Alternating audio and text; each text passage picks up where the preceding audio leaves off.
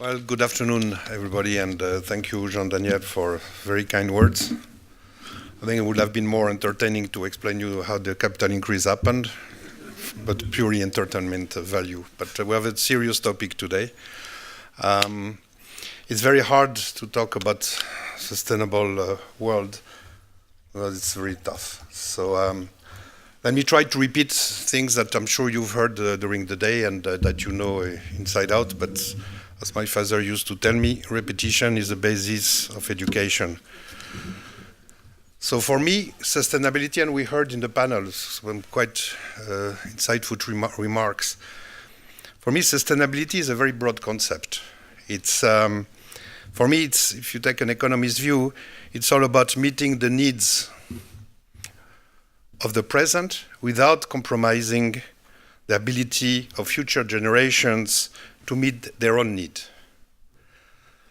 With this very general definition, we capture in essence the entire 2030 or SDG agenda of sustainable development, if you think about it. So the SDG versus climate, the debate is very much live and we're working on it. But today I would like to restrict my remarks to the one type of sustainability, which is the environmental sustainability. And I will try to explain how the private sector and private finance can specifically help tackle the disruptive impact of climate change. And here and there, what we in IFC are doing or trying to do. Now, the first point is really obvious, is that the climate change is really a disruptive challenge. If I follow what Macron was saying, we've had very good news in the Paris Agreement, but at the same time we're losing. We're losing the bet. So there's good news, bad news throughout my remarks. So it looks like we're not on the trajectory to Celsius. We are going to lose that battle if we continue as we do. And higher global temperature leads to extreme weather events. You know that very well. And the developing countries are the ones that are the most exposed. And this is where IFC, we don't invest in rich countries, we invest in emerging markets. Emerging markets, by the way, is a word that was coined by IFC because fundraising, when you were talking in Wall Street about the developing country, I mean, they turned off automatically. So emerging market was more sexy, so it worked. So we can be inventive in also with words. But if you try to break down what does it mean, the food security is going to go down, and or the danger of food insecurity is going to go up, especially in Africa. Low-income country will suffer also much more than the rich one from the national disasters, and half of the disaster casualty occur in low-income country, and economic losses sometimes exceed 10% of GDP, especially in the small vulnerable states. Think kind of islands in the Pacific, for example. We estimate that the climate impact will cost over 520 billion annually in lost consumption, while economic asset losses could exceed $300 billion annually. The bottom line is, again, we are not winning. We cannot have a plan B because, again, I'm going to quote Macron, we don't have planet B. So we must protect this planet at all costs.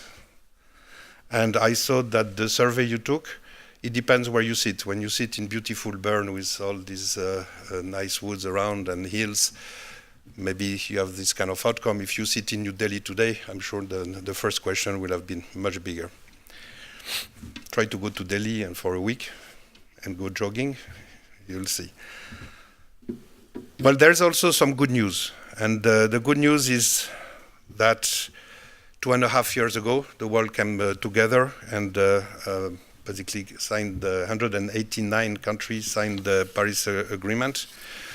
They have submitted their plan to mitigate climate change. countries have been working since then to try to deliver on their climate commitment.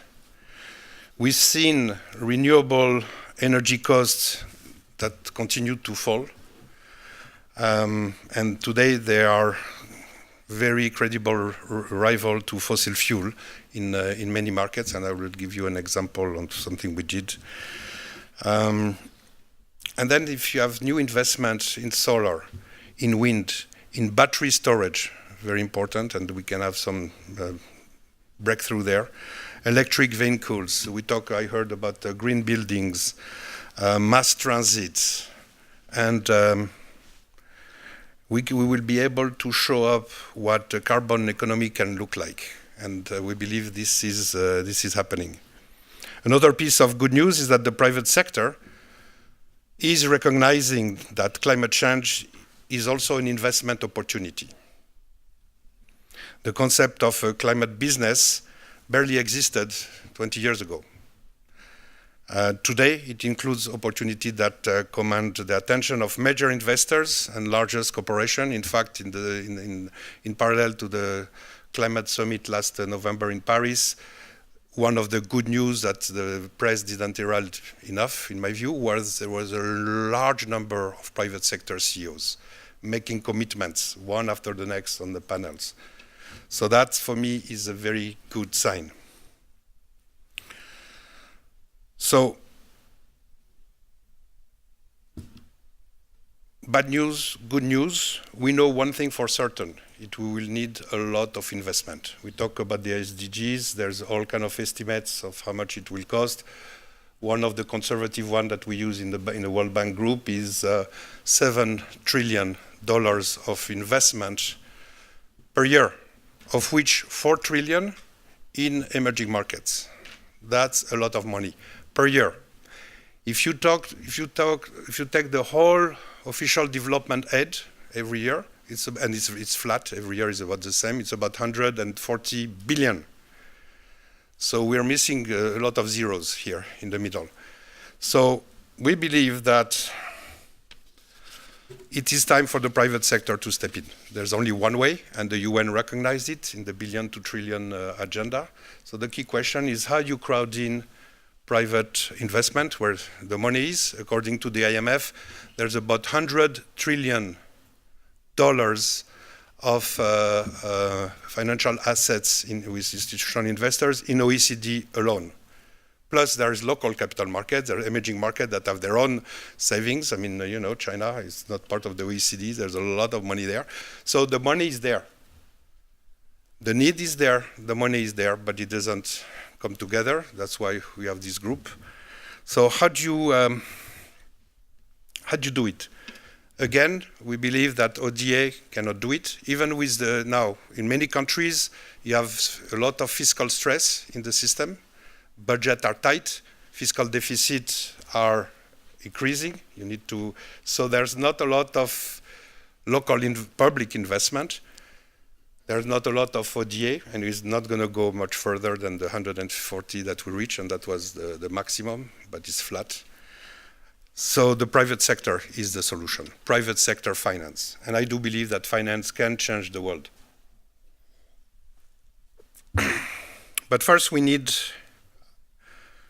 to rethink the policy environments that integrate climate through all the layers of decision makings, and we need incentives that drive progress. As Jean-Daniel said, I was a vice president for the ECA region, Europe and Central Asia at one point in my life. And there clearly, and that was a legacy of the Soviet, the energy efficiency was one of the lowest in the world, if not the lowest. But also you had subsidies in energy. So, you had, so eliminating the subsidies can go a long way. In fact, in Poland, we discovered that the best thing they have done for energy efficiency and climate is to stop their subsidies. They saved the equivalent of average size reserve of oil in Saudi Arabia over the last 2 or 3 decades. So it's really powerful, so don't underestimate, and it's pervasive in many countries, so we have to address these fossil fuel subsidies. We need to expand and deepen the carbon pricing. We need, and I heard it also mentioned, strengthen the energy efficiency standards, supporting research and development, and lowering barriers to investment in large-scale renewable energy. This is kind of starts to do no harm, and we can and start do some good. And in my view, especially where I sit in IFC, again, for emerging markets, if we want to make progress quickly enough, we cannot wait to have investors come to us and say, hey, I have this great project in solar. Do you want to do what you used to do in IFC, which is you structure the finance and go where nowhere else wants to go? That's not good enough. So we introduce a new concept, which is creating markets, where we will work proactively to do two things. Work more with our colleagues across the street of the World Bank to change what I just said, the policies, the regulatory frameworks upstream, so that you can have more private sector solution with and very clear regulatory and policy environment. And that will help open up solution for private sector solution in many countries. So that's one thing. The second thing is we can de-risk projects. And here, and not only de-risk, but be more proactive to go for project. And yesterday I was in Geneva, I gave the same example. I like it because it's very short and intuitive. In Zambia, what we did, as you know, Zambia is not the best risk you can have.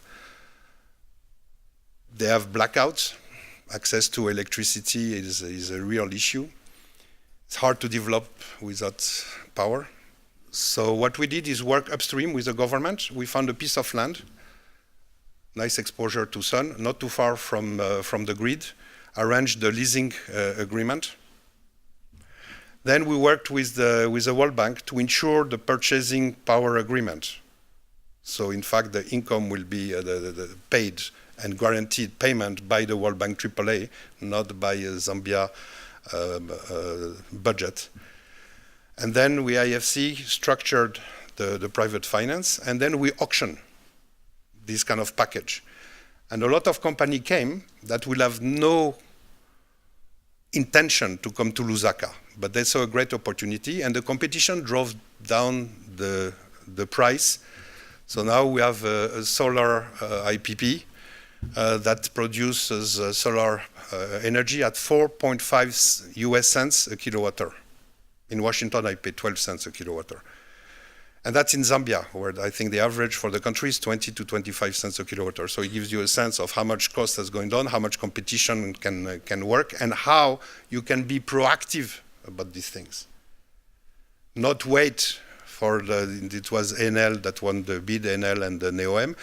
If we had waited for these two companies to come and frame the project, further will never have landed in Lusaka.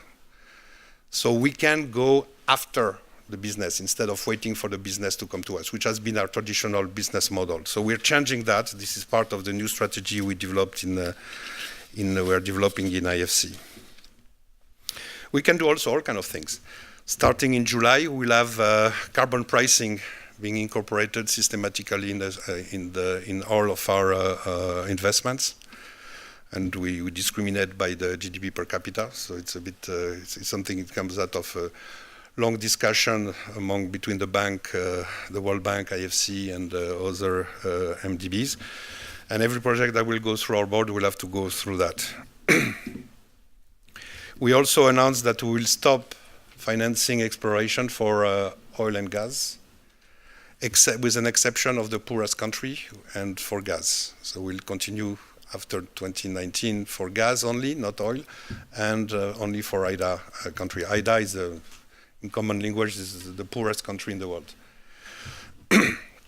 And we have created, and then I want to pay a tribute to SECO, we have created an EDGE program. That means Excellence in Design for Greater Efficiency. That's a program and certification tool to encourage to improve building efficiency. And this leads to huge cost savings, not only in energy, but also in water and other things. And it's now spreading. We have a methodology that we worked very closely with, I think, the Polytechnicum here in Switzerland, and SECO was one of the key partners for us to design, and now we're replicating the system everywhere. The mayor of Buenos Aires just got certified, and part of the G20 wants to make a big event around that. So this is spreading, and this is quite interesting. So we can do very practical things to kind of push, accelerate, create standards, revise them. I'd rather have movement than waiting for the perfection to come, because when perfection will come, I think game will be over. So let's move. Let's move, refine, learn, refine, learn, refine, and move. And then we need to raise money from, to mobilize money from the private sector. Some of that the traditional public sector finance will do for, climate, smart roads, and the city infrastructure. But we need to go well beyond the traditional approach and use all the mechanisms at our disposal, such as concessional finance, green bonds, blended finance, risk mitigation tools that we're developing to crowd in much more private and commercial finance. It's all about risk return, as you very well know. And let me give you an example of what we have done in this area. And I heard a lot about the green bond market. Well, the green bond market was invented by the MDBs. The first one in 2017, there was 0 green bond. The first one was floated by EIB, followed by the World Bank, then IFC, and other. It was an MDB club. Really. But it was peanuts. Now, fast forward, it's $155 billion last year. And some of my staff project that it can be all the way to 1 trillion in 2030. But how did the green bond happen? We sat down and said, okay, we don't want the big green washing machine, so we need some principle around that. And we worked with the International Capital Market Association that was here. And I think we did some pretty good work. And it has been a success. But you need this principle, the rule of the game. Now, you can say we can improve. Yes, we can improve. We can monitor better. Yes, but you have to move. What we can do, so it has been, in my view, a huge success. It created a new asset class, de facto. I mean, you can define asset class in many ways. I realize that. But now everybody understands intuitively what is a green bond. And it started with a little pilot of a few MDBs only 10 years ago. That's 10 years, that's nothing. So it moves. There is movement, and private finance can work. I like maybe to give you another example of what we did very much more recently now. We started with Amundi. Amundi, I used to joke with them, they're the BlackRock of Paris. But it's an asset, basically an asset, European asset manager. We auctioned an idea. And the idea was to create the first green bond fund focused on emerging market private banks. So it's kind of not national, it's not issued by a treasury governments in emerging markets, by private commercial banks in emerging markets. And they were able to raise $1.5 billion. So we have created, because a lot of this green bond has been issued by MDBs, a lot by kind of rich country, corporations, but it's mostly kind of a first world part one type game, not a lot yet in emerging markets. What we have done is we have worked a lot with, we have a network of 800 banks in emerging markets that control de facto the vast majority of banking assets in emerging markets. So they know us, we know them very well. So we help them move to green bond and to issue their own green bonds, so we help them. But in this cornerstone fund, what we did, which I liked, is we create supply and demand. So on the supply for finance, so you have the fund now, this cornerstone Amundi fund. So you have now 1.5 billion there. And we are deploying our resources, IFC advisory resources, to work with banks in emerging markets to be able to first identify projects, if it is project finance, and get used to what is this green bond market. So we do a lot of advisory. SECO, again, is with us there, helping us because it's a lot of hand-holding and going around. But we're creating here really the demand and the supply. And that's the way to promote this green bond beyond the part one, beyond the national, to corporate, to the banks in emerging markets. So we're doing that, and I thought, a very cool idea, and it's worked. They just closed at 1.5 billion, and we hope this is the beginning of a long journey. And that's a good transition. So in my view, we need to green the financial sector. This means that both international and domestic financial systems need to incorporate climate-related risk and opportunities to every aspect of their decision-making and regulations. So IFC, what we do is we work upstream to green the financial sector. This includes, in fact, coordinating the sustainable banking network. It was established with our support in 2012 and represent a community of financial sector regulators and banking associations in 34 emerging market economies with a shared ambition to transform the financial markets towards sustainability. And the SBN, the Sustainable Banking Network, account for more than 85% of total banking assets in emerging markets already. So since 2012, we've made a lot of progress. And last February of this year, the SBN launched its first global progress report. And that report represents a systematic view of the progress towards sustainable finance among emerging economies represented by the SBN. The report assessed the national sustainable finance policies and principles for environment and social risk, in this case, management, and the practices by banks, green finance flows, and enabling environment for comprehensiveness in coverage, depth, and clarity.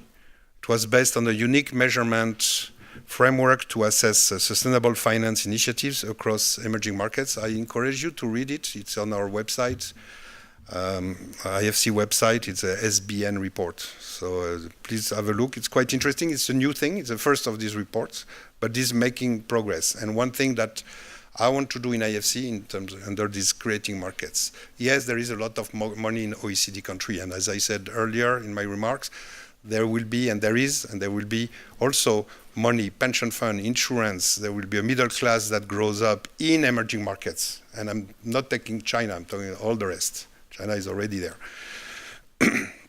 So if we can green the finance, starting in Europe and the EU, it's all very good, and the US, but also in emerging market, I think we will make finance to transform the world, which in my view is what finance is here for.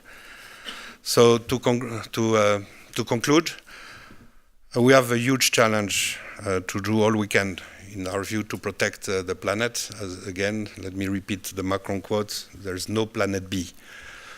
But today, and there are more and more opportunities for private sector to step up for the sake of development, for the sake of the planet, and also because it makes good business sense. Thank you very much.